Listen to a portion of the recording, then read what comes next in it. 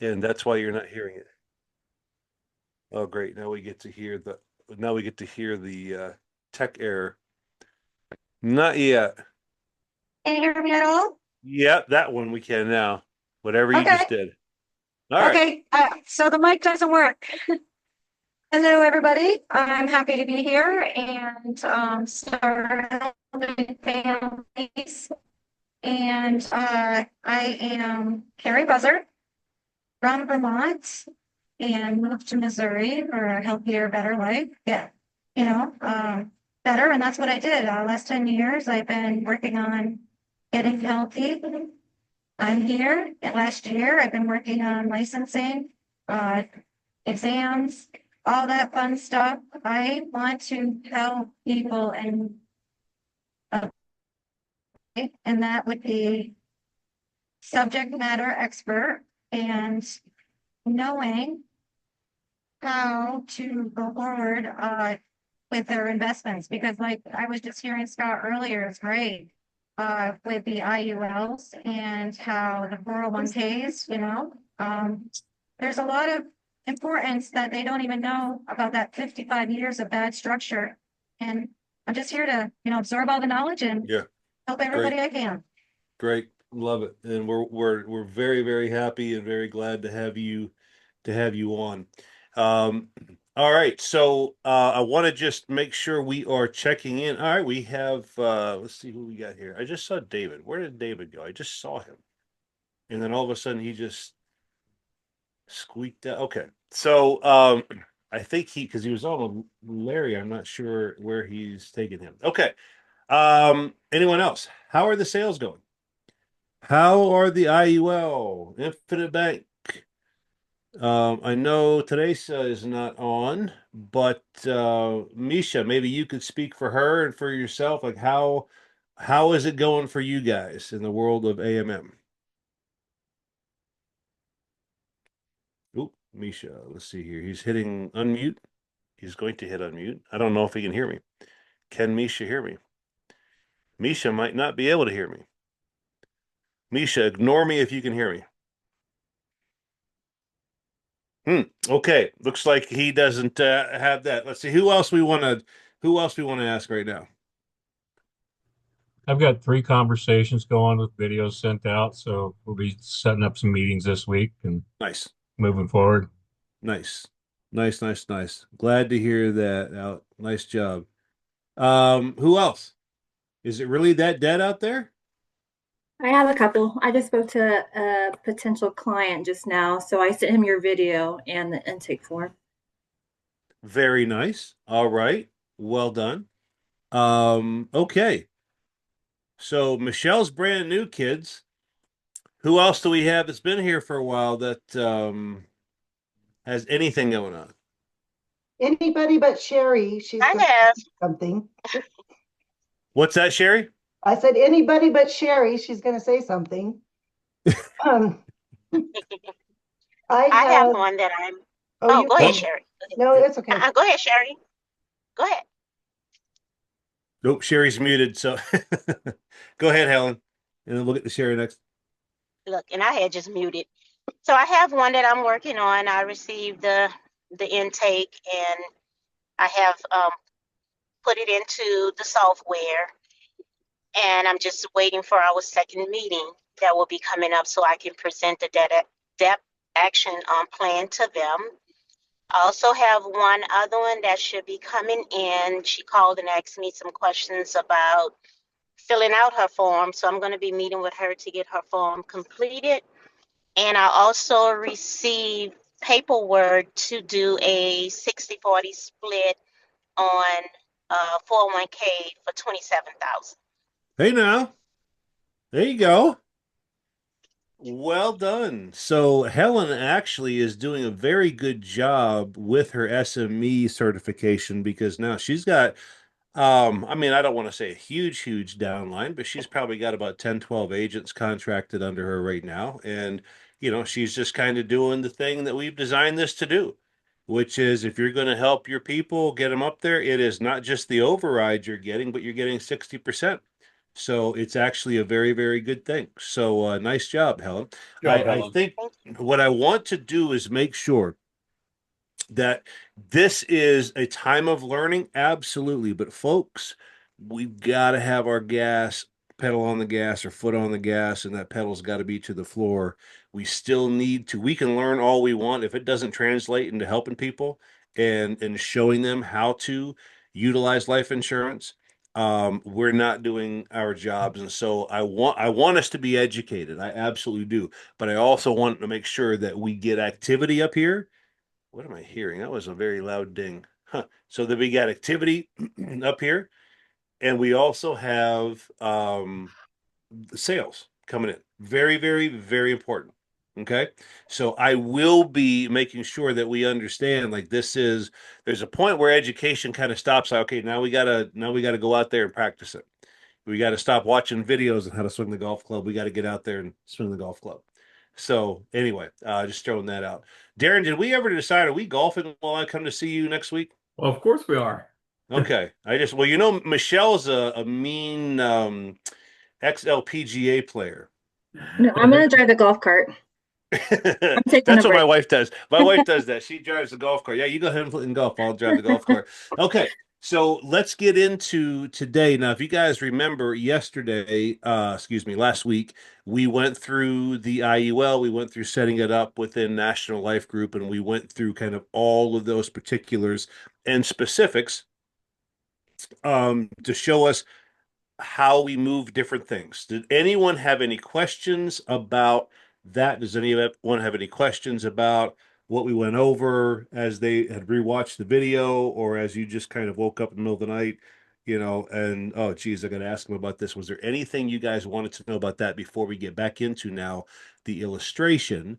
And we're going to go through the illustration and go over what do the different pieces mean? How do we get these pieces there? How do we set these things up the right way? When I say 95% are structured wrong, what do I mean? All of that. So that's where we're getting ready to jump in. But I want to know if we have any questions before I do that. Really? Okay. Well, that sounds good. That sounds good. Okay. Well, then I am going to pull up an illustration. Let me go ahead and share this out.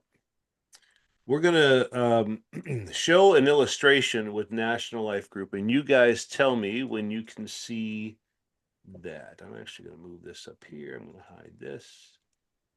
Okay. You guys can see the little girl kissing daddy's forehead.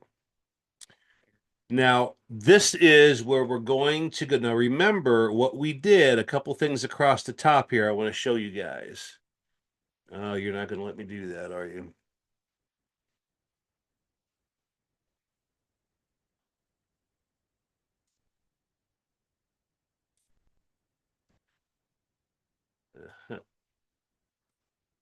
It's cutting off the thing here. Okay, whatever. We'll go down here. There we go. Okay. So for this person, this is Mr. Wanna Make Money. He has $1,000 a month. See, Alec liked that one. Alec gets it. Sanders, you get my sense of humor. I'm glad, buddy, because I was beginning to think that no one did, and it really started to hurt my feelings. I lose sleep at night. So $1,000 a month is what this 30-year-old wants to do. Okay, this person here, and listen, I want to give you guys a couple of rules of thumb, if you will. If you are 20 or 30 years old, what would you tell your 20 or 30-year-old child or friend or brother or sister, for some of us who are younger than 20 or 30? What would you tell them you need to do to be a millionaire by the time you retire at year 20 or 30? What would you say? And this is very, very important. I'm going to stop sharing for this moment and then we'll get back to it because I want to see all your faces when I say this or when you answer this. What do you tell them? Okay. That's kind of a loaded question, right? All right. So let me kind of help you out here. what's the breakdown of their income? What would you suggest to them they need to do with the breakdown of their income in percentages? Maybe let me ask you that way. 10% needs to go into investing, 10% into charity. Okay, I hear 10% and 10%. And now that leaves 80% for, what else? Who else has an idea or thought? Michelle, what would you say? I would say at least 20%, at least. 20% for what? 20% to put in towards investment for their retirement. Does anyone else hear this huge? Oh, does anyone else hear an echo or is it just me? Just you. No? No, I'm hearing the echo too, Scott. Yeah. Okay. I'm wondering, Jason, you got those both muted, right, buddy? Jason hears the echo. I wonder if the echo's him. Okay. Well, we'll keep going and sorry about that. Jane, do you hear the echo? Jane's not listening. Oh, yes, she is. Yeah. Yes. Is it still happening? No, not right now. Okay. You're clear. All right. All right. I'll blame Misha and we just get on with it. Okay. So this is what I typically tell them, first of all. If you are in your teens, 10% of your income needs to be put away for savings, 10%. If you are 20 or 30, that number is 20%. If you can take 20% of your income and put it where it does not lose money at retirement, you will be a millionaire. You'll be more than a millionaire. Okay. What do you tell someone who's 40? I have a question before we go to 40. Yes, ma'am. Okay, so what if the income is different? Like 20% maybe is different for everybody. That's right. So how can you tell them you'll be a millionaire? You might find somebody that income is not that high. If you make So it still doesn't 40,000, matter. if you make $40,000 a year, Helen, I Hmm. can get you to a million in 30 years. Okay. Oh, Okay. did I miss the 40? You said 40? Okay. No, I'm just letting you know that's my answer to your question. I didn't mention that, but yeah, so it Okay. doesn't matter your income. Okay. It doesn't matter. Now you're going to make more if you have 20% of 200,000, right? Versus, Hmm. but if you make 40,000 a year, then if you put 20% of your income, you will Hmm. be a millionaire. There's no question Okay. about it. Okay. Okay. So at 40 or above, you need a minimum of 10, if not 15. And now we're not talking about millionaires, just that this is what you have to do just to survive. So keep in mind when you're talking to people about, oh, how much can you afford? Or what do you think you want to put into this? And oh, I can't afford more than 200 or 300 bucks. You guys have got this is not a commodity. This is, do you want to build wealth? If so, what are you making right now? And the numbers tell us that it's 20% in your age bracket. How far, and this is the question, off are you? Ben, doesn't matter.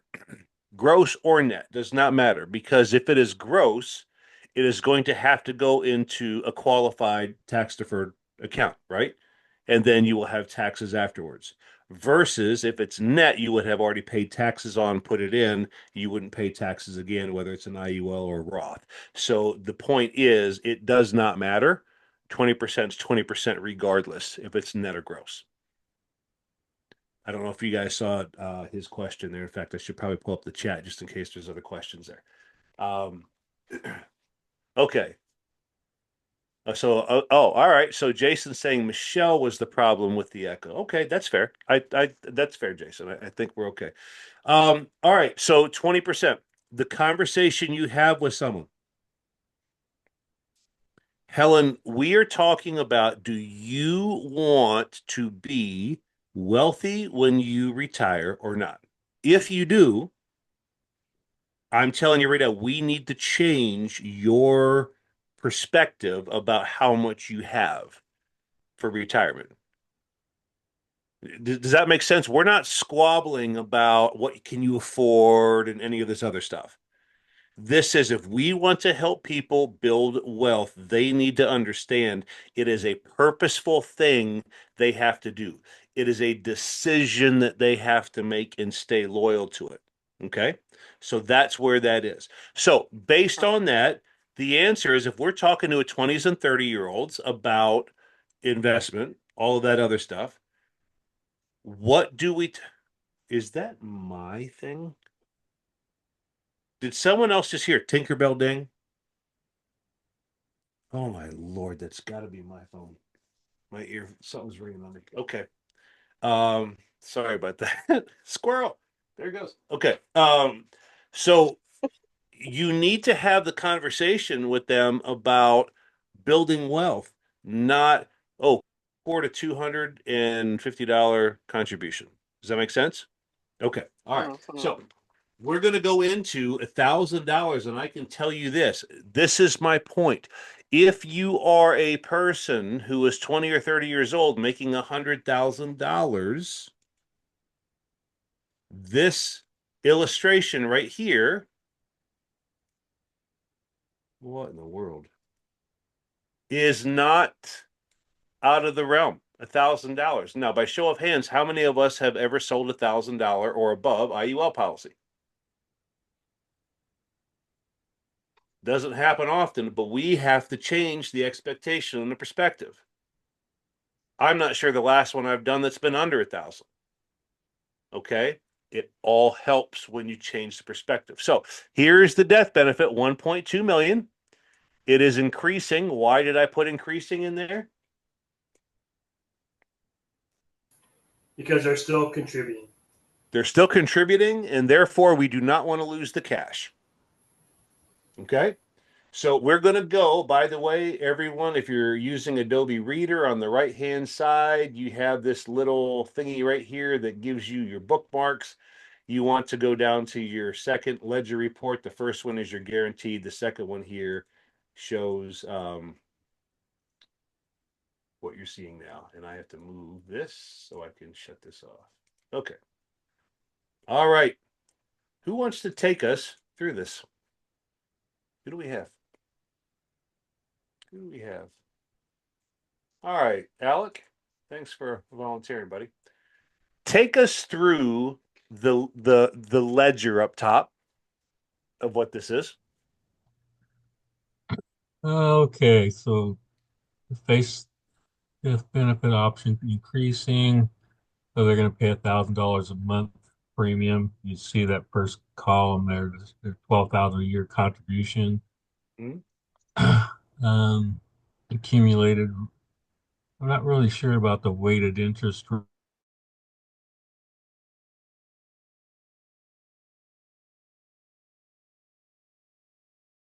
Here that come with it. Like, so what Oh, is the ABR?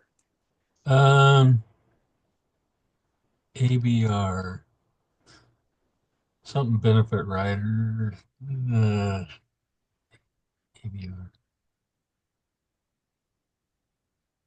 So just so you guys know, by the way, I would highly recommend go to the National Life Group. Well, here, I just told you to do this. And go to the summary. It tells you all right here. It will tell you what that is right there. Okay, so CMG, charitable matching gift benefit, lifetime income benefit rider. I don't know if I see where ABR is. I think that's Later. the accelerated benefit rider. Yeah, I believe. Oh, there it is, right there. Okay. Yeah. So and that gives you for terminal, chronic, critical injury, and Alzheimer's, which is a very good one. We talked about there was a term company we talked about yesterday in our training that had two. They had basically what is it, terminal and critical? Yeah, Yeah, the the latter. I latter. think these guys have something fantastic here because they have not just terminal, chronic illness, critical injury, and Alzheimer's. All of Oh, those are included. So I like that, not to get lost in what we're trying to do here. But okay, so we're going to go down to the ledger. And I want to point out, thank you, by the way, Alec, for that, because I want to point out now what some of these things are and why. Okay. So first of all, one of the things I want to point out here is your weighted interest rate. Now, what is what keeps me or a company like National Life Group from saying, "Hey, our strategy has produced 14% for the last 20 years. So we should show a 20% average interest rate with compound interest." What keeps them from doing that? Regulations on federal government. Regulations. The government Department of Insurance has regulated what you're allowed to show for illustrations. So if you look at F&G, 6.44. mm-hmm. Columbus Life, 6.42, right? And then every quarter the rates are different. So what that means is there's a level playing field with how the product illustrates. All right. Accumulated value. What is accumulated value? And how is it different than cash surrender value? I can take a stab at it. Stab away. The accumulated is the cash that's going into your cash surrender value, and the difference is what's going towards the death benefit. No. No. Um, Uh, Let me stop sharing. Thank you for Oh, trying, it's pretty Sherry. much the same though. Is that Well, kind of a it does policy here. fee? That's why I'm going to do something different. Let me show you guys this one, okay? This is the one I just did on us. And let me show you, because this one that was a little unfair, Sherry. They both look the same, and I heard Helen saying that. Okay, you guys see? Let me see here. Where's the X? Sherry's face is covering the X. There we go. Okay, got it. All right. Thanks, Sherry. So look at this one. This is basically one of the ones that I was playing around with us. So if you look here, oh, damn, I did the same thing. Please hold. Let me see. How about who have we worked on recently? Who? Is there a new? Oh, here's a new one. And of course, not National Life Group. Please hold. Sorry, kids. You can pull up mine if you want to. Oh yeah, thanks. Yeah, the echo's coming from you, Michelle. I don't know. Like Okay, I guess I'll stop talking. it's almost angelic in a way. Like I'm not. It's kind of like I'm looking around. Let's see here. Where's Michelle? Michelle. Here we go. And let's do. Here, we'll do this one. Okay. Everyone see that? Whoa, that's in there. That's in your face. For sake, I wish it would stop this. I've got to get a better way to do this here. Now, if you look accumulated, so this says Michelle is going to put in $4,423.55 her first year. And then she's going to put 300 a month after this first year. She's going to put 300 a month in, which is 3,600 a month, right? Simple math. if we look at the weighted interest rate, this weighted interest rate is legally the most that National Life Group is allowed to show with their illustrations. So we're not going to have to worry about it. You remember Athene in the old days? Helen, you remember Athene? Their IULs, man, they would jack those things up before they came out with this law. They were like 2% higher than anyone else. And so that's how Family First Life and these other companies went with them because, oh, yeah, that looks like it produces way better when you're in a competitive environment. Well, come to find out, it always underproduced. And that's one of the lawsuits, the class actions that happen to get this to change. Your accumulated value, Sherry, is the money that out of the 4423, the money that she's put in, it is the cash amount less fees and surrender charges towards insurance. There's a $95,000 death benefit, starts out at 91,000. Okay. So basically, the difference between 4423 and 3988, let's just call that $435. $435 a year is how much it costs Michelle to get $91,000 in death benefit. So I want us to think about that a second. What percentage of the contribution, and this is with a properly structured IUL, not max funded, but properly structured, what is the amount that goes towards insurance versus cash value? Someone do, if it's 4423, it is basically $450, call it $440. What is the percentage that went towards insurance of her 4423? Approximately 10%. Yeah, approximately 10%. About There you go. 9.8-ish. Yep, that's right. So this is where you want to know. Now, granted, Michelle is young. Michelle is a female. Those two things right there, you're at the top of the list. You get a 50 or 60-year-old dude, you're going to be paying a lot more for insurance because we do stupid things. And so therefore, it's cost more to protect us. If you look, guys, 90% of her first year contribution I have going towards what? Her accumulation value, right? Her accumulation value. Now, what's the difference between accumulation and cash surrender value?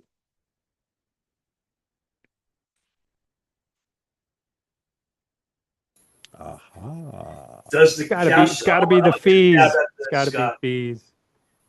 Yeah, Fees. David said fees. Okay, John, what were you Fees. saying? I was gonna add the surrender charge for the first year. Okay. I don't know. Is that included in the accumulated value for first year, the surrender charge itself? So everything you see here is net, all the fees included, just so we're clear. However, every insurance product, I should say most, I don't want to say every, is going to have a surrender charge built in for a term. Now, fixed index annuities, for example, 5, 7, 10, 14 years. In other words, if you give us your money, we're going to go invest it and do stuff with it. If you cancel this or want to pull it out, we have costs we have to recoup, and therefore you're going to have a surrender value. Now, and here's how you find out what's the surrender value or what's the surrender term with National Life Group. How many years? Michelle, you can answer if you want. 10. I'm There we not go. echoing, so I'm not answering. Well, you just did answer, and you're still echoing, but Anyway, so we have right here, you can see year 10 because my cash surrender value is the exact same as my accumulated value. The difference, Sherry, between the accumulation value and the cash surrender value is, for the most part, your surrender value charge. And you'll see in all of the T's and C's of this illustration paperwork, it will say this is the surrender value schedule. It goes from 10% all the way down to 0% in year 10. Okay. That's the difference. Now, which one of these do we use, or does the insurance company use to credit your interest? Accumulated value. Accumulated. Accumulated value.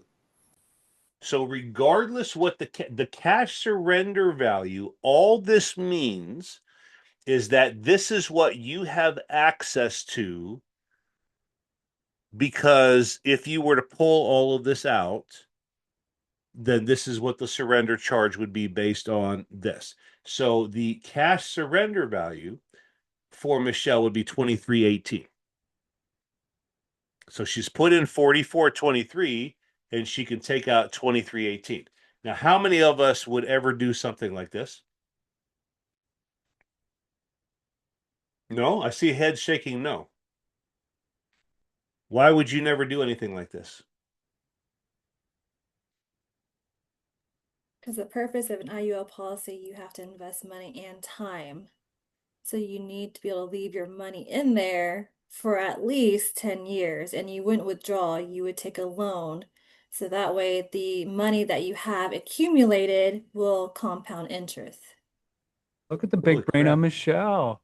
And that was without an echo. Well, I don't know what happened, but that didn't echo. That was really cool. So Michelle, I'm going to have you take over from here on out.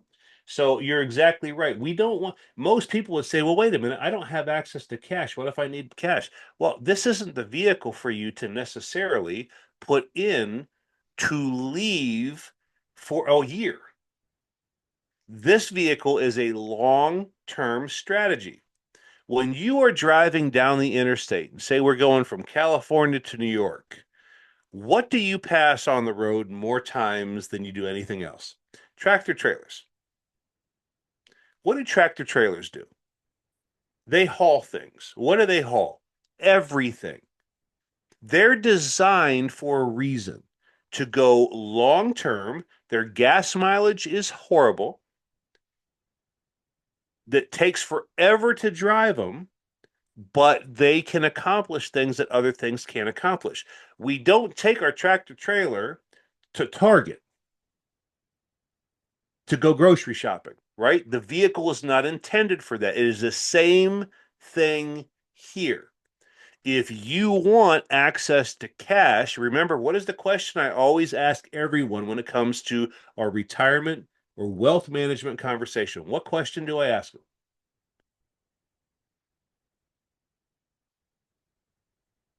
Oh, guys, come on now. I'm going to start It's the crying. why. What is your why? What do you need the money for? There you go. What's the money for? What's the cash for? What's the cash for?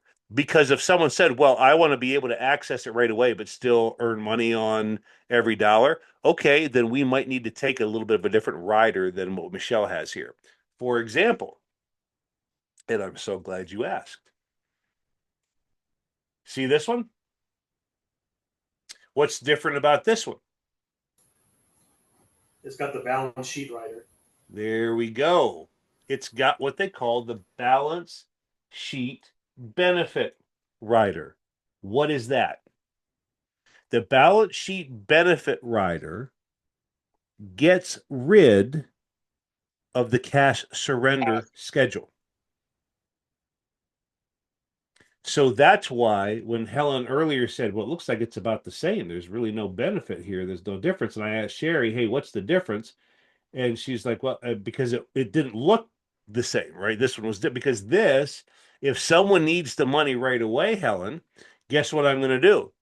I'm going to say, hey, Helen, we need to put the BSB rider on. Because you see what happens here is I put in $100,000 and guess what I get? $93,000. Folks, that's 93% year one on an insurance policy. That's unheard of.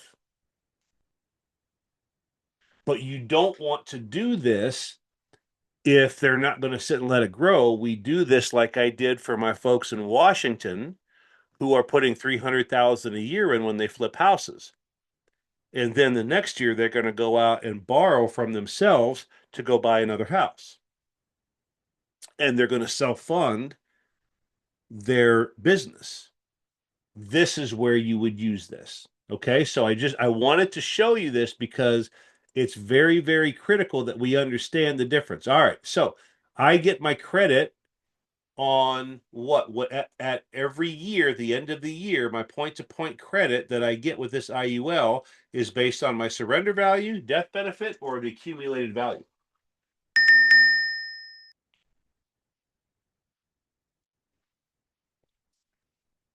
Are you sure? Can you repeat that question? I heard a ding go off. Yeah, I did too. I don't know why. I keep hearing that ding in my ear. I will find you, and when I do, I will hunt you down. Do you have Sentinel open? Yes. Okay, that's what it is. Sentinel sends you that little bell to remind you that the website is open. What? Come on. Are you kidding me Yeah, right now? Hold on. Come on. I know Oh it my. was driving me nuts until I found out that it was Sentinel. We need to tell all of our agents about this.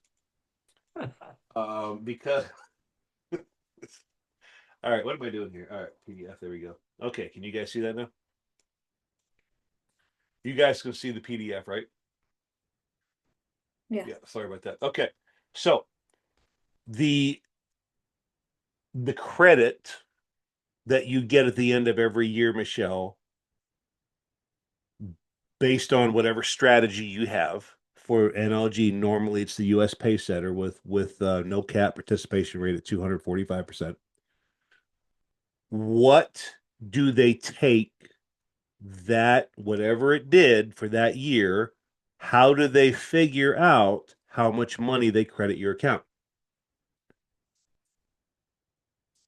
Do they use the accumulation value, the cash surrender value, or do they use the net death benefit value to figure out how much they credit you?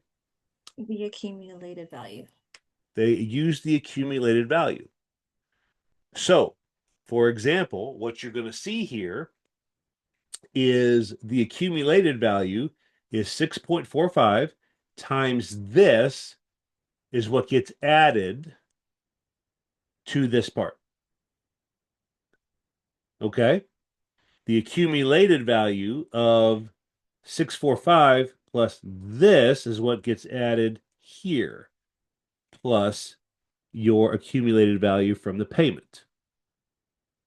Very, very critical that we know this. Now, let's keep going. Michelle's got $300 a month. So in 20 years, she's 57. In 20 years, I'm dead, but she's 57. In 30 years, she's 67, and Michelle said, Scott, I want to be done working. I've set this thing up. I want to be done working, and here we go. I'm going to pay $108,000 into this. Now, the first thing I want to do is I want to come back up here and I want to show you guys something. A well-structured IUL is going to be able to, at a minimum, break even in or around 10 years. And what do I mean by break even? I mean that the money you've put in for your insurance, the money that you have contributed, that money, you're going to have more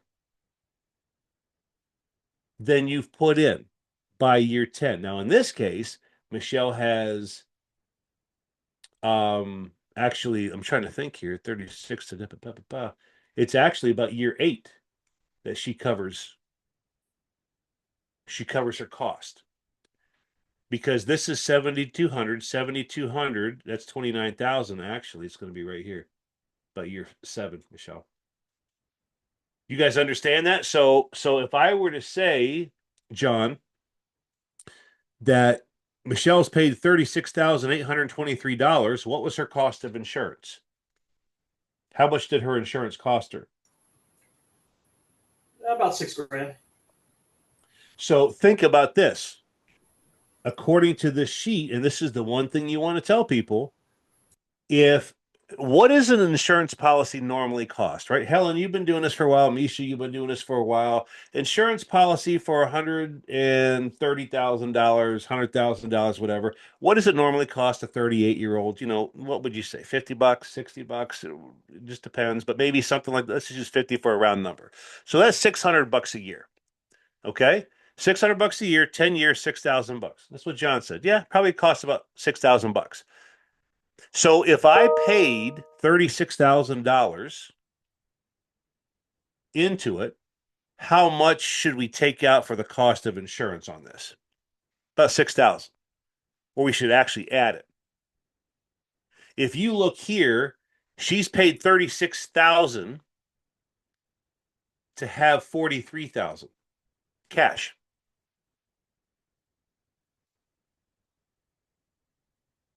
And oh, by the way, look at her death benefit. How much does it cost her to get this death benefit on paper?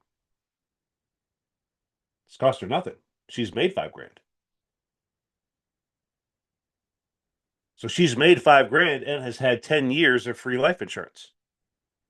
You guys understand that? So it's very, very, very important that this is one of our key indicators. How are we doing from here to here? Year 10.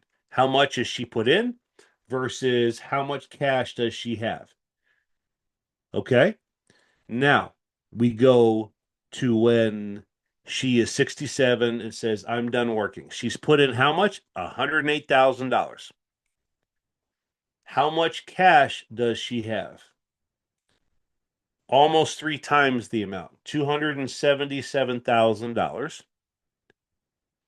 How much death benefit does she have? 370, 369. How much has that actually cost her? Technically nothing. It's been free life insurance because she's paid 108 and she's got $278,000 in there. Plus she's got free life insurance. All right. Well, let's take a look. See the accumulated value? By the way, that's at 6.45%. Does everyone know what this fund has done average over the last 20 years? 14%. So if these numbers were based on 6.45%, what would they look like at 14%? Double. Probably a lot better. They're going to be double. So that's why I like this, because can you imagine if Michelle put in 108,000 and she had 520,000 in her IUL? Well, if she had 520,000 here, what would her death benefit be? Would it still be 369? Be higher. Why? Well, she's option B, so the death benefit's going to increase dollar for dollar with the cash value. There you go. There you go. Johnny Nunez hitting a homer out to left center field. Nice job. Very good. Now, I want you to watch this. This 277, because this is just the illustrated rate. We're going to follow what does it do when she is ready to retire. So at 67, she's not going to put any money in to her policy anymore. She's done contributing to her life insurance, her LERP retirement plan, and she doesn't need money yet. She's got enough of Social Security because she paid a ton into Social Security, so she's actually doing pretty well. So look what happens to her policy. It ends at 277,679. Next year she puts in zero. How much money does her account make in 1 year? 18 grand. 18. Yeah, 18, 18.2. 18.2. I want to ask you a question. How much money has she put in over the first 30 years? 108,000. 108,000. And what did we just say her return for year 31 is? 18,000. 18,000. Someone give me a yield return on that total amount for the year. That is about 16, 17%. Now, Michelle, let me ask you a question. In fact, I'm going to ask you to everyone here. If I were to say to you, listen, I have a product that once you're done paying into, once you retire, it's going to give you between 15 and 20 plus percent average per year for the rest of your life. What would you say? Sign me up. Right? What would you say? Oh yeah, I don't know. What about Bitcoin, crypto? You know what? So think about this. Let's take a look at the second year. By the way, this is her net after her cost of insurance at 68 years old, after the fees. You know how you have all these people like, oh, I've heard IULs have all these fees. This is net. So then from 295 to 315 is 20 grand. Can we just call it that? I know it's 19.5, but can we just, or 19.7, can we just call it 20 grand? So she's made 20 grand the next year. How much did she put in? Nothing. Nothing. She's just hanging out, making 20 grand. Okay. Well, let's fast forward a little bit and let's say, what about after 5 years on year six of her retirement? She's 73. So of course, the older she gets, the more that it's going to cost for her insurance, right? All right, let's take a look here. How much does she make between year five and year six after retirement? What is this number? 26. Yeah, 26,000. How much did she put in? Nothing. How much has she put in total? 108. 108. And what is 26,000 that year? What is my yield? What is my return? 20%. Yeah, Roughly. yeah.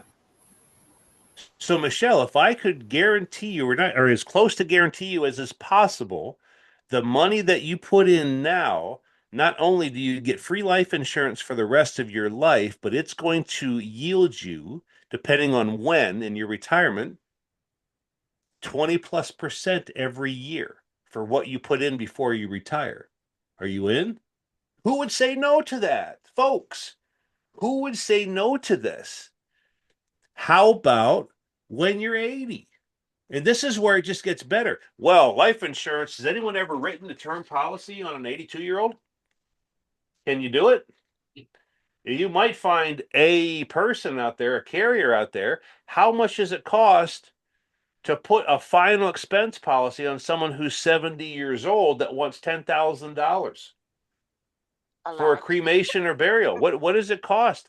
$200 a month, $300 a month, right? Look at this. Michelle is 82.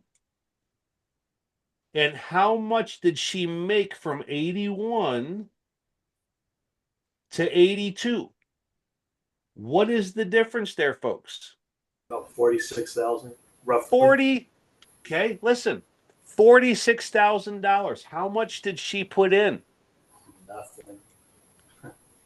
Wait, what are we talking now? We talking that she can, in her 80s, make a 40% return every year?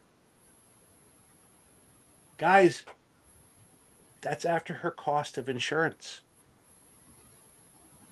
Think about that a second. Michelle has life insurance for life and wealth for life. Michelle, when do you plan on getting cancer? right? Never. But Never. so when do you, Misha, when do you plan on getting a lung disease where you can't breathe? When do you plan on having your heart attack or stroke? We don't know. The point is, start it now. You want to be wealthy? Listen to what I'm saying right now. You do this, there will not be a care in the world. And here I want to point this out too. Why is her insurance? I mean, that was $40,000 or something like that, and and she's 82, and that included her cost of insurance. How expensive is her insurance? How expensive is insurance on an 82-year-old? It's high. Well, why is it not very high for her? What can you guys see here in this illustration that shows why it is not super high? Well, her cash value, comparing it to the net death benefit, the difference there is about 37,000. So really, she's only paying for 37,000 in coverage. There you go, John. If there was a way that we could set up your insurance policy, Michelle, to where it didn't get more expensive as you got older, but got cheaper, would that be something you would love to see? Absolutely. Now, who do we talk to today that says, man, I wish I had known about this 30 years ago? Those are the folks that are 60 and 70 years old, right? Guess what they all have? Children, grandchildren. How many times have we ever tried to sell final expense or talk to someone, say, I can't help you because it's too much money or whatever else, it's too late, you can't get covered? And we stop there. We throw it in group. Hey, does anyone know how we can write up a person that's got their head cut off? Anyone? Any carriers do that? No? Okay. And then we're on to the next one.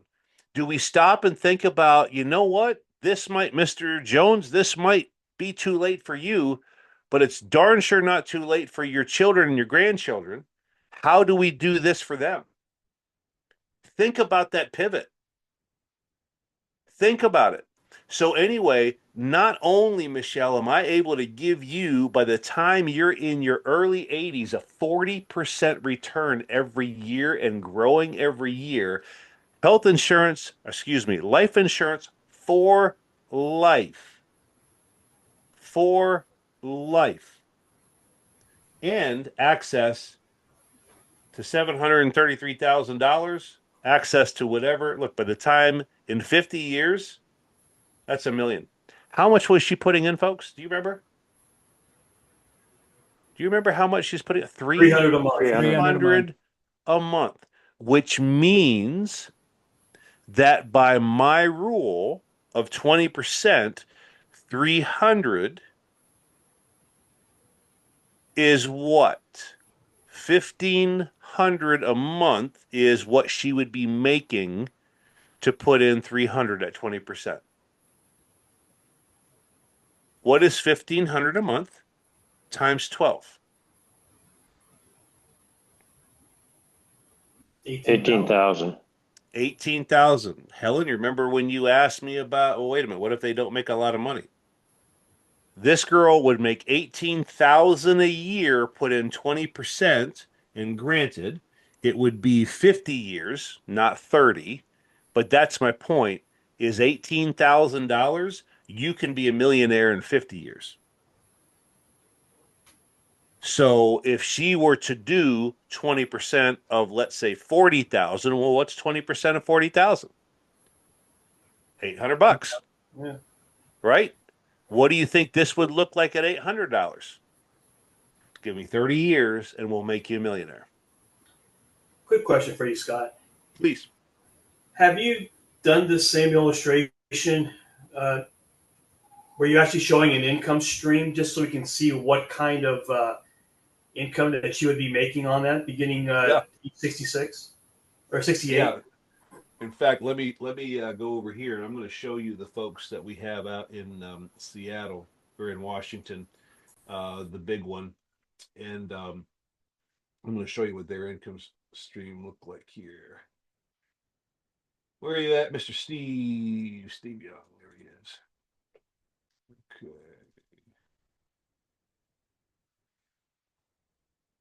I believe they did this one the right way. If not, I'll have to go check it. Oh, check it out. And we'll scroll down here. Nope, they didn't put it in. Okay, let me go grab another one here real quick because I thought I had put that in.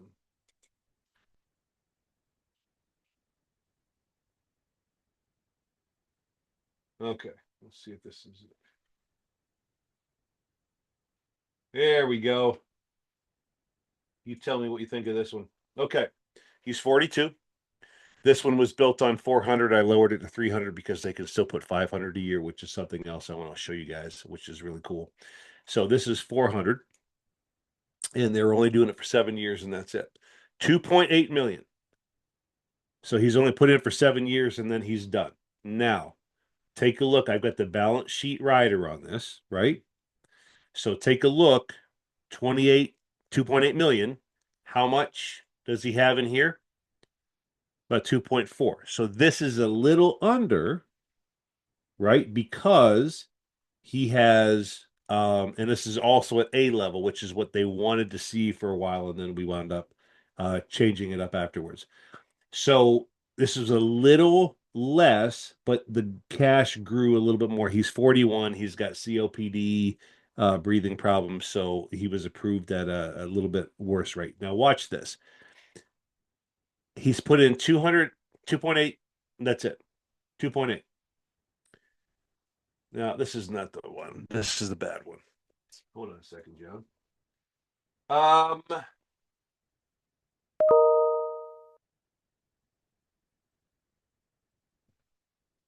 Final illustrations. Was this now? No, there. Give me 2 seconds. I'm going to open up someone else's. I just want to pause it because I want to make sure that where is the one from Gail?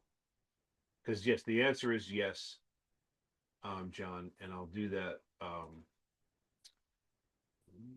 There it is, Kylie. Here's Kylie. Here's Miss Kylie. Okay. How many people have ever seen a 22-year-old say, "Yeah, I'll put in 20%." You guys, you may or may not think that you may think I'm full of crap. I don't know. And that's okay because I'm pretty sure I am. Can you guys see the screen right now? All right. So this is a 21-year-old girl. And I want you guys to look at what she's putting in monthly. 2,500.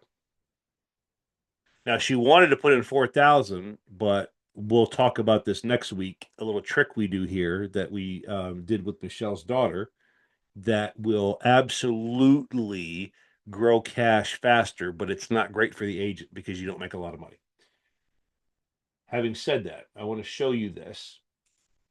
This young lady owns a hair salon. First year she's been doing it and made over 140,000 her first year. It's like, holy crap, I don't know what to do with this. So this is someone of Gail's, a referral of Gail's. So she's putting in 30,000. She's 20 or 22. She's putting $30,000 a year. Okay. She might be doing okay by the time she gets a little older, right? Wouldn't you agree?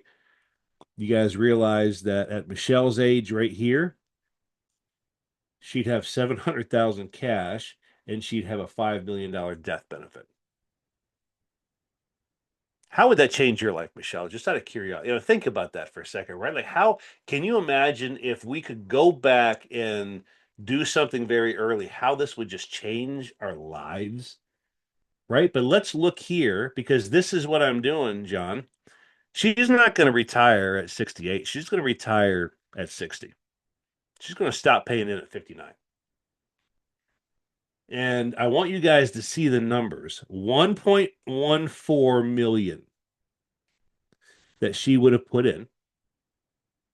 And she has not only 3.9 million. What is this now? 3.9 to 4.1. That's $250,000 a year. she's getting 25% of the total that first year. 25% return. That is sick. She can make $323,000 a year tax-free. This kid. 322,000 tax-free. What does this mean? That means by the time she's 71, she's already spent 3.875 million and is still making 500,000 a year in interest. At the end of 81, she's only put in 1.14. She's pulled out 7 million of tax-free money. And look, she has 14 million in her accumulated value that continues to get interest. What's the difference between year 59 and year 60? 800,000 almost? What's the rate of return there at 80?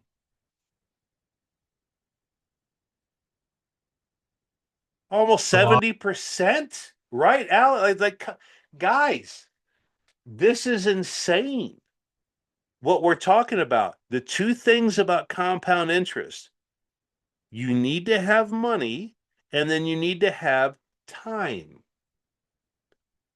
The difference between this is not so much just the 2,500 versus Michelle's 300.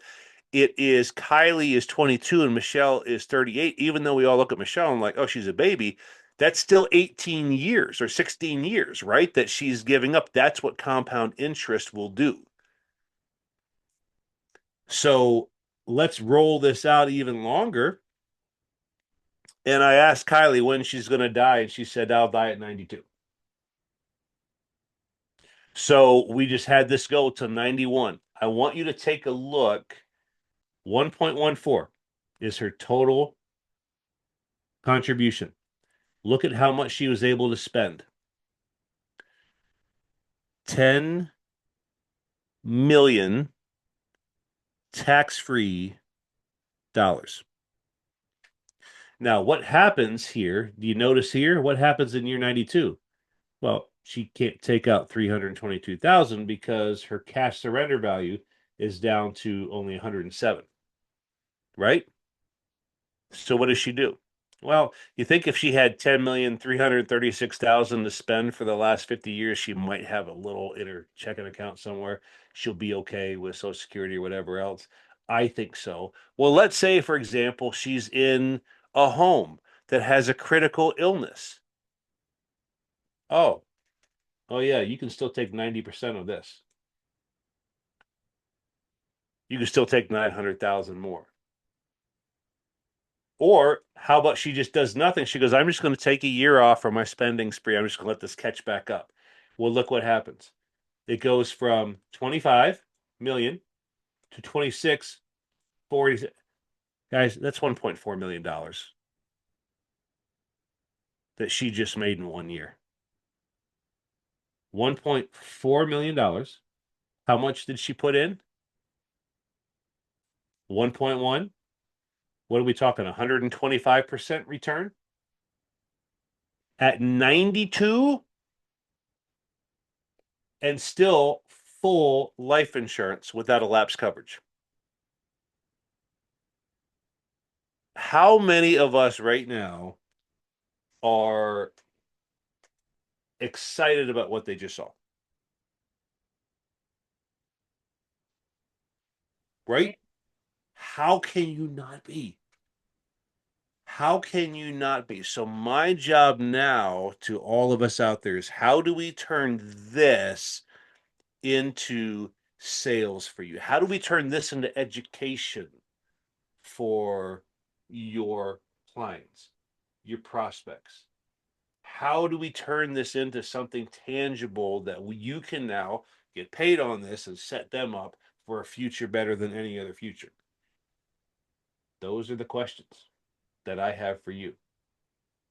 And Al, you're exactly right, man. That is a paradigm shift that we need to get out to the masses, the young kids out there. It is absolutely. Helen, how many times have we been on calls with people and your prospects will say, why don't they teach this in schools? They say that, not us. They say that. Why aren't they teaching this in schools anymore? Well, because who handles education? The government. Why would they want them to know? No, no, no. Let's just sit in our taxable realm here. You just go ahead and put your money in your 401k, and we're going to get 40% of the taxes when they bloom. The banks will get the rest, and you guys get 30% of it. We talked about that in the first call. Pretty good stuff, huh? Yes. All right. So, who's ready to go out there and start talking to people? If you don't know how to do it, that's fine. Just talk to them and say, "Look, let's just talk to Scott. Let's just set up some time with him, and we'll go over the prospects. Throw him the IUL video where you can see how it compares against a 401k, and we'll outrun it for life versus 7 to 8 years, 10 years, 12 years. All right. I have a date with my wife, and in 20 minutes, we are going to be at a restaurant. So I have to leave now. Um, but if everyone, when they died, passed 1 million, 2 million of the family, yeah, exactly. Alec, you're exactly right, man. You're exactly right. I hope this has been helpful. I hope this has been good for those who have not been to the SME training, who want to do something before Vegas. Please let me know because I will tell you when we're having our class and all that good stuff. Thank you guys so much. I appreciate all of you. MJ, I hope you feel better, my dear. I know that it is horrible having being sick. I know my man colds are awful. Guys, love y'all. Talk to you guys soon. Okay? Bye, thank you. See Thank you, you later, Scott. everyone. You got it.